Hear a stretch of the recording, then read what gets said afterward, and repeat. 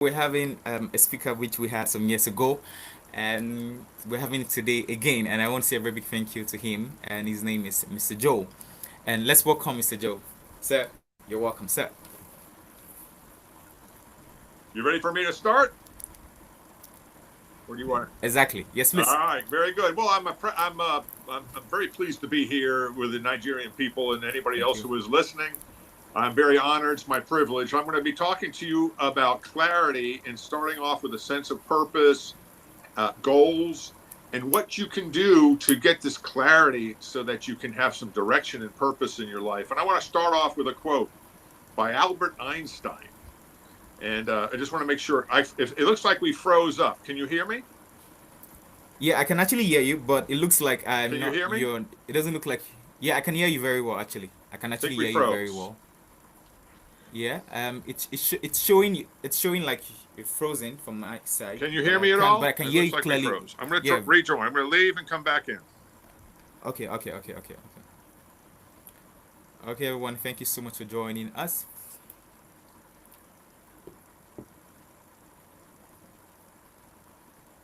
Okay.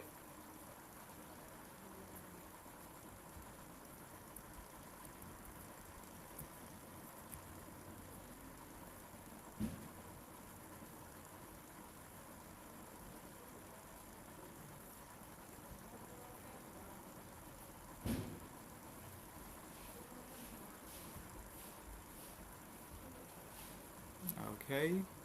I think we froze. I think we froze. I'm back in. I just want to say thank you for the honor Okay. and the privilege to be here with everybody. Sorry about the technical difficulties.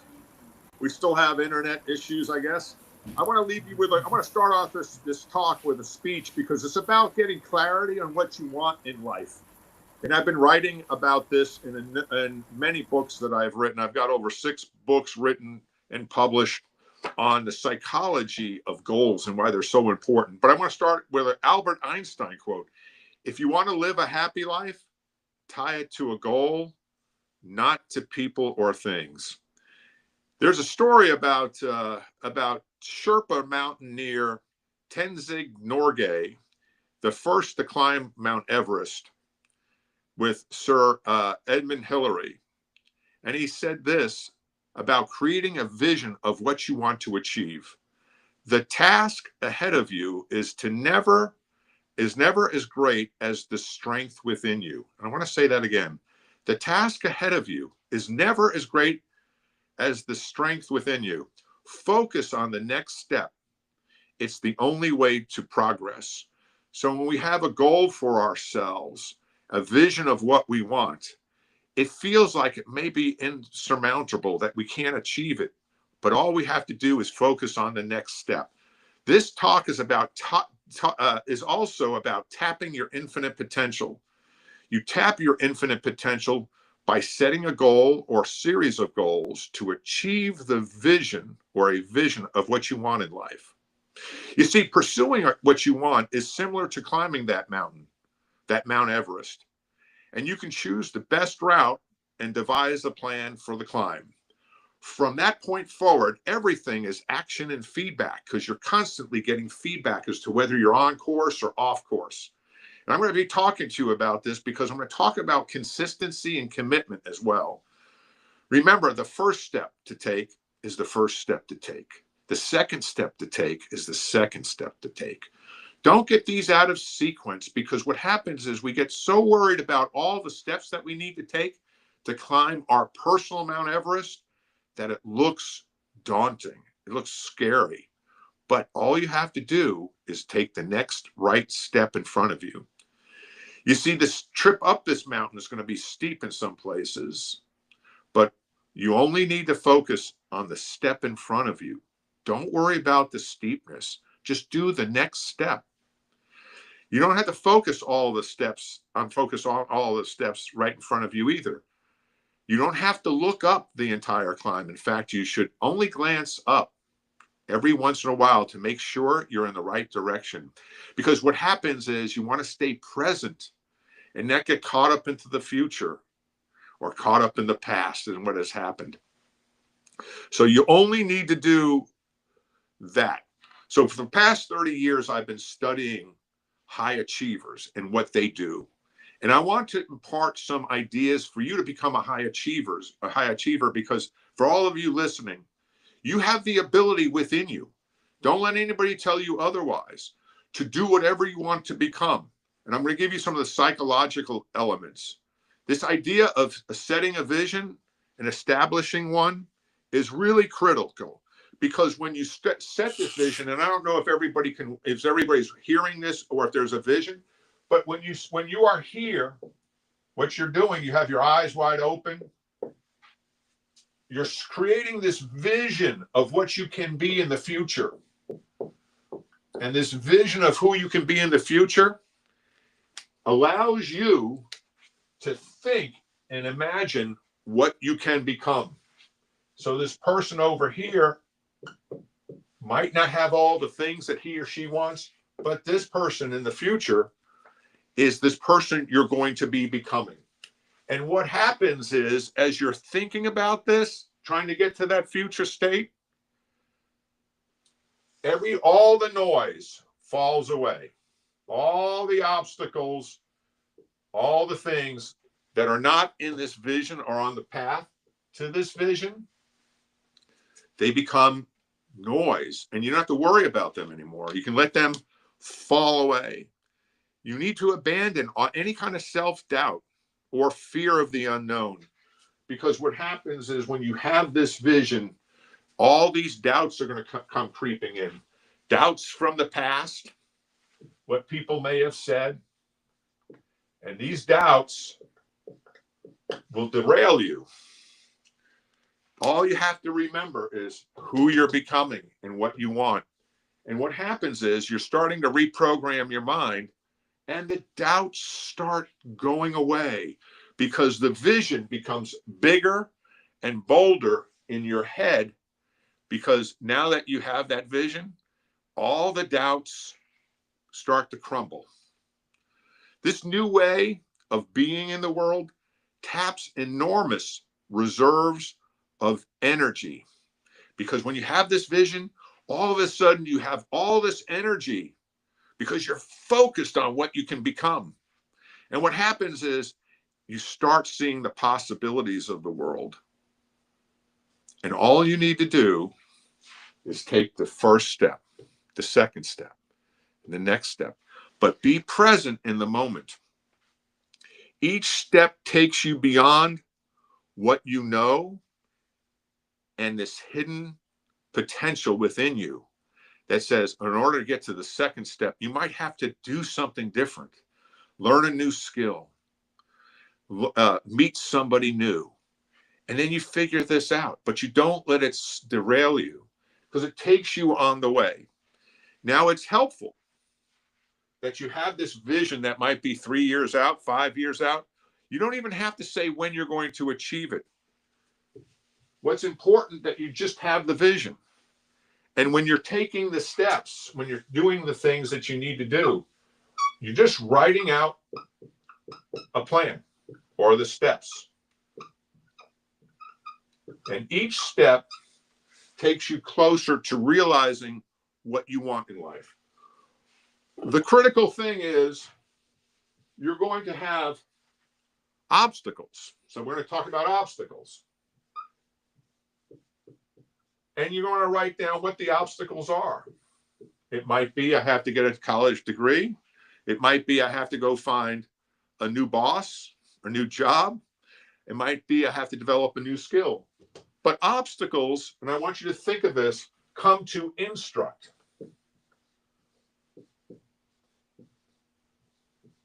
Not obstruct. Obstacles come to instruct, not obstruct. And if you can think about this way, there's a Zen proverb that says, obstacles are the way. Obstacles are the path. Okay, that's each step you need to take. This commitment to the vision means you're taking the steps. Another aspect of this person in the future is, and I'm going to get some psychology here and talk about the self-concept. Because what's happening is you're changing who you think you are. Okay, so this idea of a self-concept, it's in your head. This self-concept is so powerful that what happens is, and I want to make sure everybody hears this, it can either derail you because you have a self-concept born of the past that came from maybe your parents, your society, your friends growing up, even your sisters and brothers, or somebody who was a teacher. They may have said something to you like, oh, you'll never be smart enough. You can't do this. You're not athletic enough. Or you can't sing. And so what happens is we believe them to be true. Okay. So what we have to identify, those obstacles in our mind, are the things that typically trip us up. Okay. But once you identify those self-limiting beliefs, and you want to write that word down, everyone, self-limiting beliefs that are not true, but if you believe them enough, they are true. So if somebody said to you, you're not smart enough, that's untrue. Who says you're not smart enough? They don't know. Somebody said that to me when I was younger growing up. And so I didn't study. And so what happened was a self-fulfilling prophecy. I got bad grades. But then I learned that if I studied, the grades would go up. And I was like, oh, wait a minute. The same thing happened to my brother. He wound up becoming a doctor. He went to Harvard, and he became one of the most, he's one of the most renowned doctors in the world today. And so he was told he couldn't be, have, or do something, and he changed his concept of himself. Now, I'm going to talk to you about this self-concept because it's so powerful. And it's important to reaching your goals, because if you don't change your self-concept, I'm going to give you three components of the self-concept. This is the self-ideal. And the self-ideal means, this is the first component of the self-concept. We are a combination of all the people we have met or admired through life. And what I want you to do, people who are listening, or anybody else that you can give this message to, identify 3 or 4 people that you really admire that are positive role models for yourself. And then what I want you to do is write down the attributes that these people have in your life. Okay? And it's okay that they have these positive attributes that you admire, but I want you to list them out, because what happens is if you list them out and you say, I really admire these things, you can start to visualize those attributes in yourself. So now I'm talking about visualization. Now you can see yourself with those attributes.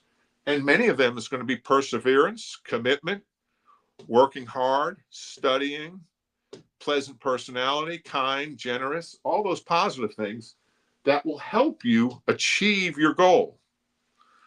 Does this make sense? How are we doing, Miracle? Is this making sense? We're doing well. We're doing perfectly well. Perfectly well. Right. Getting clarity. Getting clarity. So this idea of helping you, this is what I coach people on. Your self-ideal. The second thing is your self-esteem. This is how you feel about yourself. And this is sort of like a barometer or a temperature gauge. I want you to change your self-esteem, and I want you to write out affirmations and using the positive present tense. Like, I am a genius.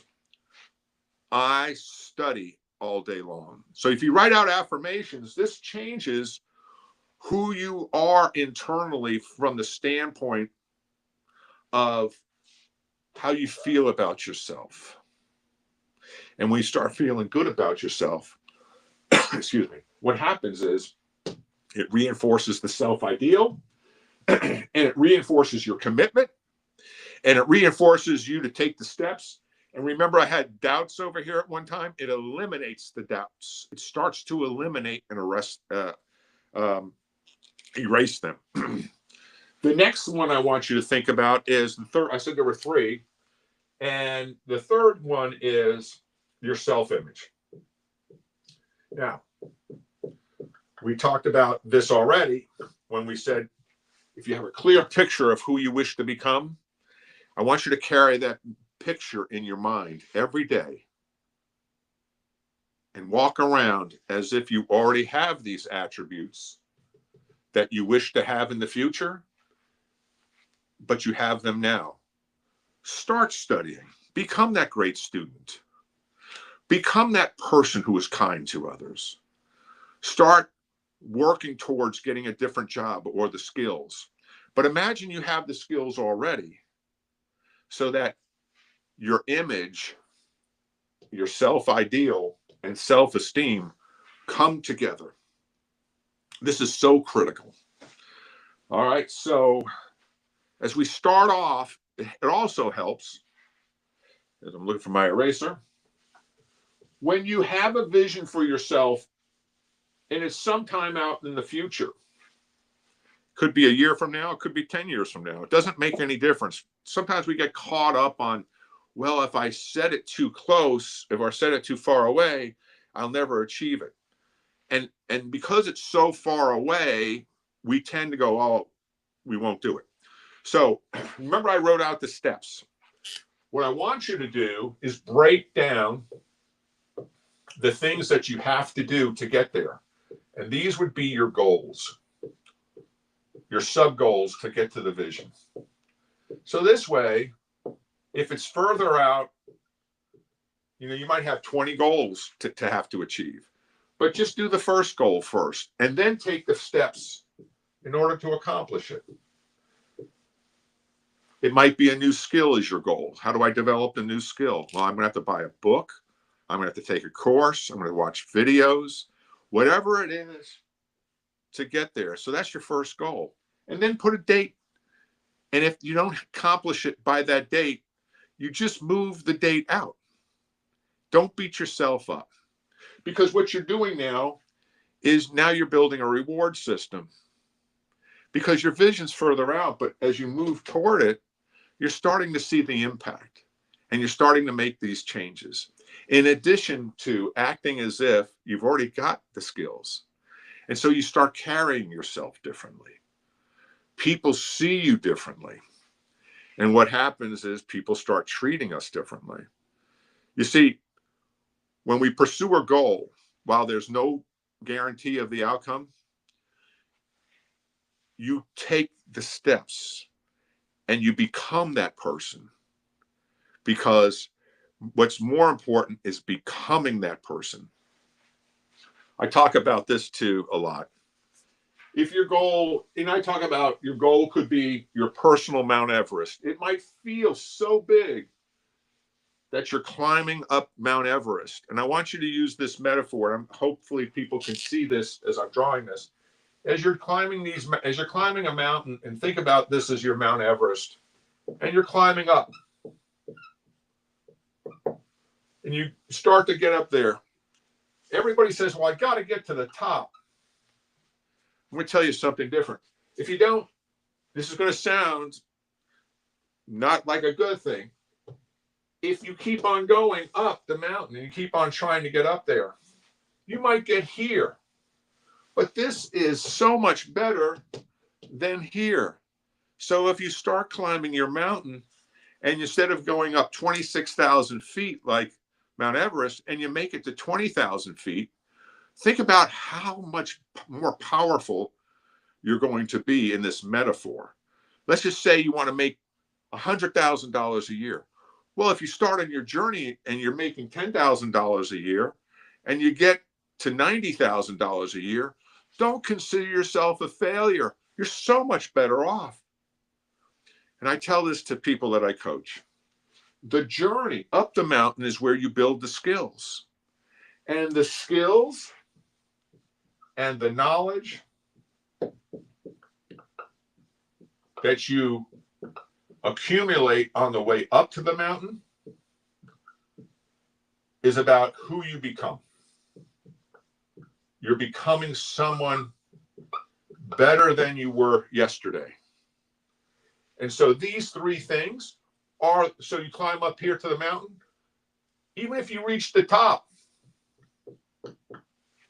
what happens is you can't take the peak down there. You can't carve the peak and say, look what I've done.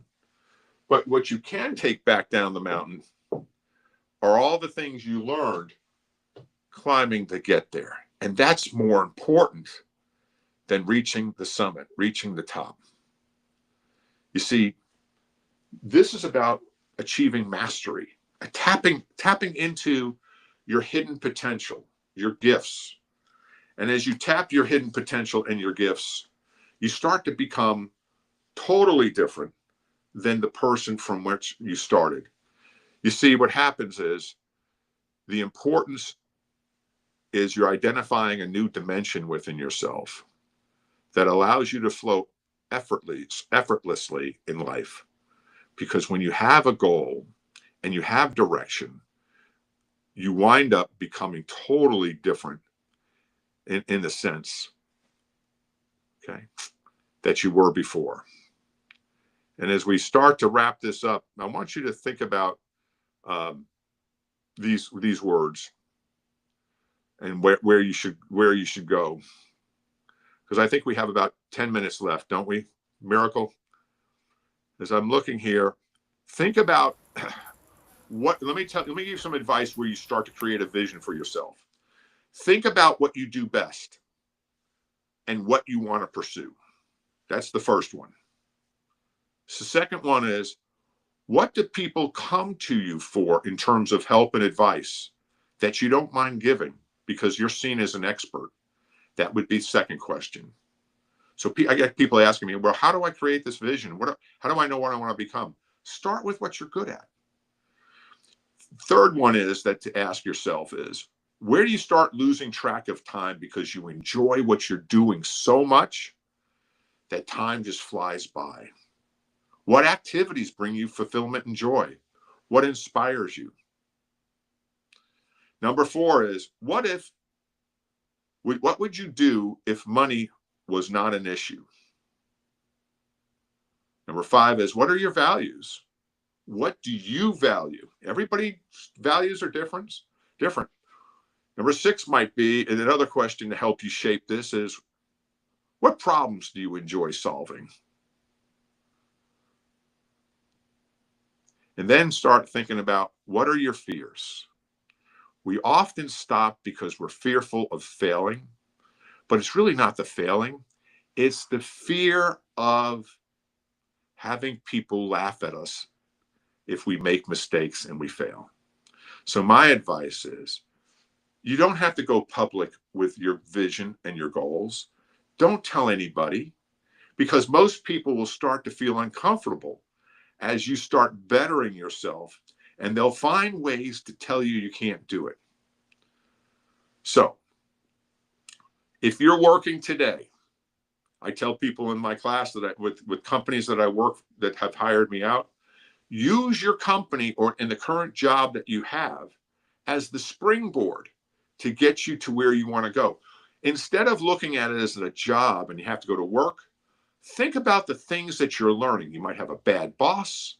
You might have difficult people to work with, but use that time to develop those skills to work with people who are difficult to work with or a bad boss.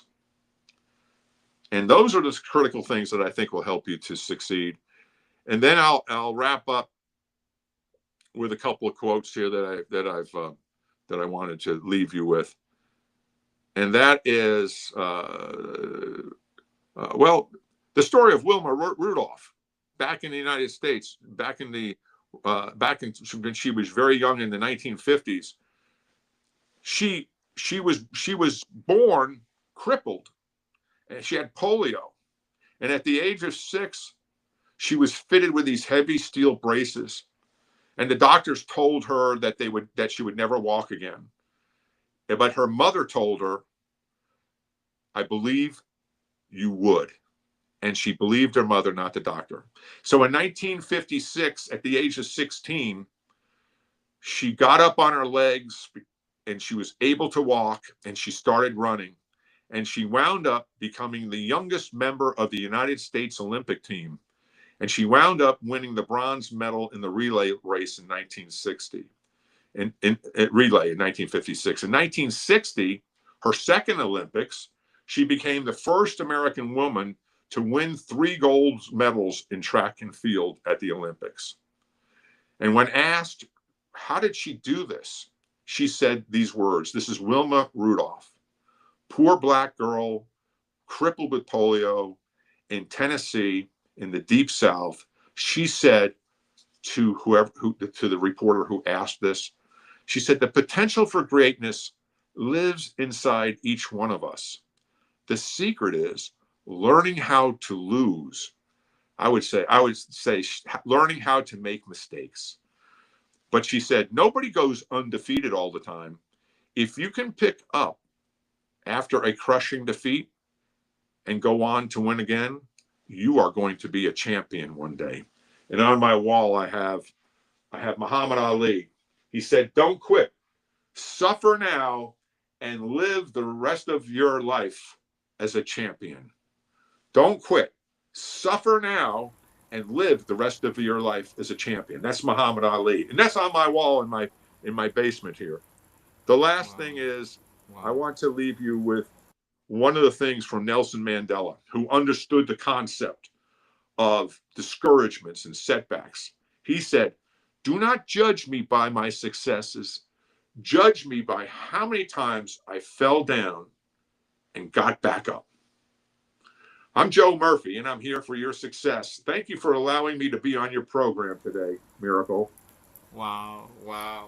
Thank you so much, Mr. Joe. I'm really grateful. Thank you so much for this. I mean, this looks like a therapeutic section, basically, and I'm very sure that the audience are actually watching this right now. So we have about 2 questions, and about 3 questions before we go to that. And one is this: what message of strength would you share with people who feel invisible and unheard in their workplace or life as a whole? Could you give me that one word again? So the question is, what message of strength would you share with people who feel invisible or unheard? Oh, invisible or unheard. Yes. Believe it or not, I'm 6'2". And when I started out in business, I went out to lunch with a group of older men, and we went to a restaurant, and they forgot I was even there. I went to the restroom, and they drove off without me. And I got stuck. We didn't have cell phones back in those days. And then they realized as they drove off later and said, didn't we have another person in the car? And they came back. I was invisible. I was very quiet and very shy. And what happened was I started to become good at my job. I started focusing how to become better and better. So what happened, I started reading books on how to be successful. I started reading motivational and inspirational books so that I could reprogram my mind. I also went to Toastmasters, and I learned how to speak. If you could have seen me back when I was younger, I would turn red. I would stutter. But now I'm giving speeches to people in Nigeria. Look how lucky I am. But it wouldn't have happened if I didn't take these steps to climb my Mount Everest. Because one of my steps was I've got to become a good public speaker to get to my personal Mount Everest. And what also wound up happening, I became really good at my job. So much so that people started to listen to me because I became an expert. I could quote what other people had done before, and I could put a period in that sentence. I wouldn't talk forever and say, this is what happened before. And then I would back up and allow them to take the information or not take the information. Because whether they accept it has no bearing on me. They might just be digesting it, so I don't take it personally. And there are some people that are not going to listen to you, but that's their problem, not yours. Keep on developing yourself. Because as Muhammad Ali said, don't quit. Suffer now and live the rest of your life as a champion. All right, how's that? Wow, wow, wow, wow. Thank you so, so much. Thank you so, so much. And the other question, which I believe is very important, is, I feel that at some point in our lives, basically, we all feel it's too late. Yeah. And I believe we have people that are watching this now. We have people that are about 40, 45, 50.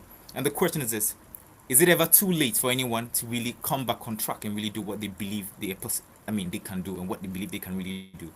Think about Nelson Mandela. He was jailed and then he got released, but he studied the entire time and made himself better. It's never too late. Think about if you think about some of the people in America, Colonel Sanders.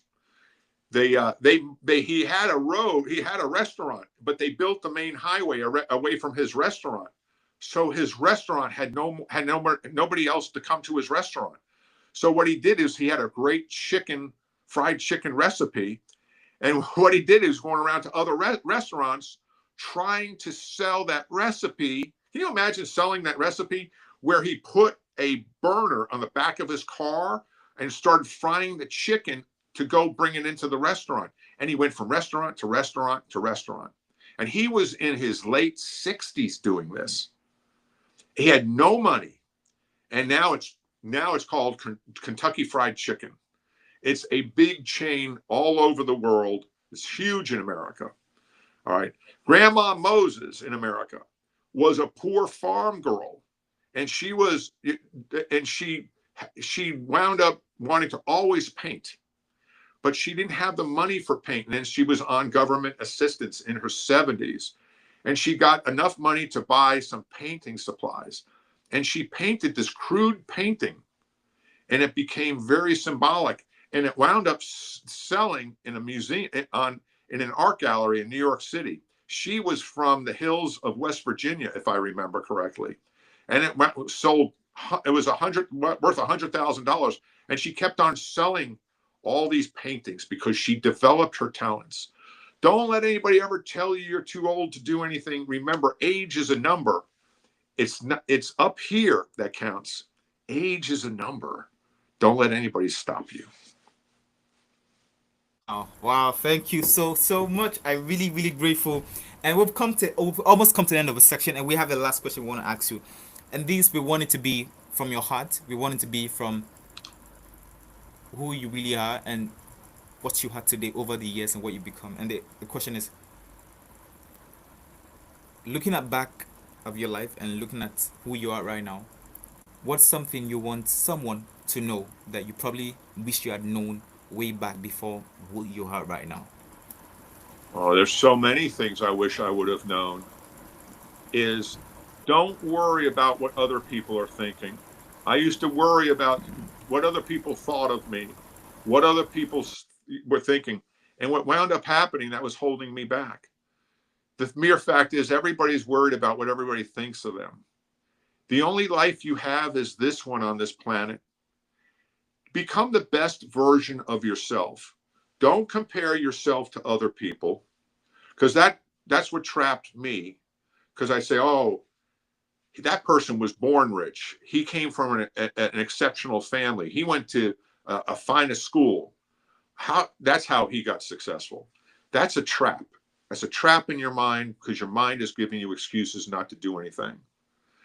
Keep on pushing yourself every day. There's a valuable lesson that I learned from Brian Tracy. And those of you who don't know who Brian Tracy is, he's a great speaker. He's written a number of books. And I watched a video. It was called Pathways to Personal Progress. I was failing in my first job out of college, failing because I was a blue collar. I was doing construction to get through college. I was doing construction jobs, and then I got to suit and tie jobs. I had a terrible suit. I mean, terrible. But I ran across this video of Brian Tracy. He said, study 1 hour a day in your field every day, 1 hour. Get up an hour earlier, go to bed an hour earlier, get up an hour earlier, and you'll be an expert in 3 years. In 5 years, you'll become nationally renowned because you have so much information. In 7 years, you will be known internationally because of your studying in your subject. And what happened to me, but also Brian Tracy said in that same video, Listen to audio programs wherever you go.